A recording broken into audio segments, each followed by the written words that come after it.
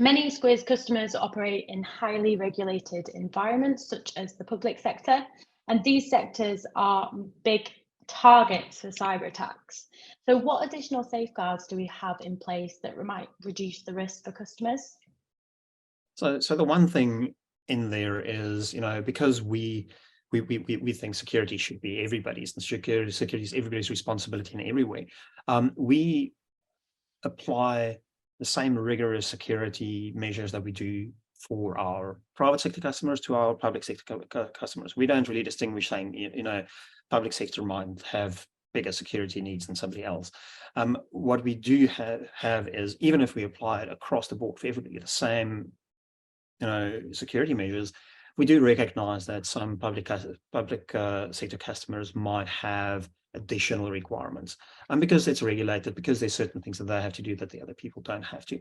And in that case, we take these requirements when we initially talk and make agreements for how we're going to engage with them, and we take all of those requirements and put it into our design process. And as a big, I would say, focus is on designing our solution security from the beginning to the end.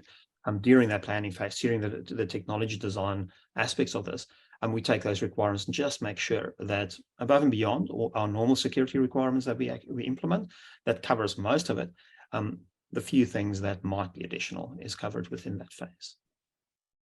Yeah, I think from a public sector customer point of view as well, one of the things that we do see, and Martin's right, I mean, the same security is offered to everyone, but we do see certain types of attacks. And when I think about public sector, I think a lot about a distributed denial of service attack, because it's very public. There's certainly sort of covert attacks happening all over the place for all different customers that we're sort of mitigating. But when you get those attacks where the attacker really wants to make a statement, they want the site to go down, right? They want to flood it with traffic and take this site down so it appears on the news, and someone says University of wherever was down for 3 hours today, and this group claimed the responsibility. Those are the sort of things that, while that's offered to everyone, we absolutely, focus our time there as well, and we sort of track those and see what the best ways of mitigating them are. Part of that is also a partnership with Cloudflare. So, building the platform with secure partners, in particular with Cloudflare, who are real global leaders in DDoS tracking and mitigation, is great, right? That really helps our public sector customers.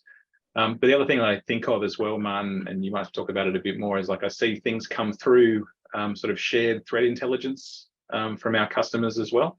So I think there's sort of like a bit of a back and forth with public customers, maybe more than private sector. That's 100% right. You actually touched on a very, very important aspect there, is because we've got public sector customers, communication with the security teams in the public sector customers is probably a little bit more prevalent, because they usually have larger security teams and have a focus on that. And because we focus on getting threat intelligence from our partners, from various sources, and these public sector customers of ours do the same, we do come back and almost, I would probably say, because we're all friends and we're all trying to achieve the same goals here of security, we do share that intelligence and make sure that, if I know something, these customers would know that as well, and vice versa, because we're a service provider with a vendor. They would obviously want us to know about imminent attacks, because something has been in the news, etc. So those kind of things definitely happen all the time. Sounds like great visibility, having that two-way communication as well.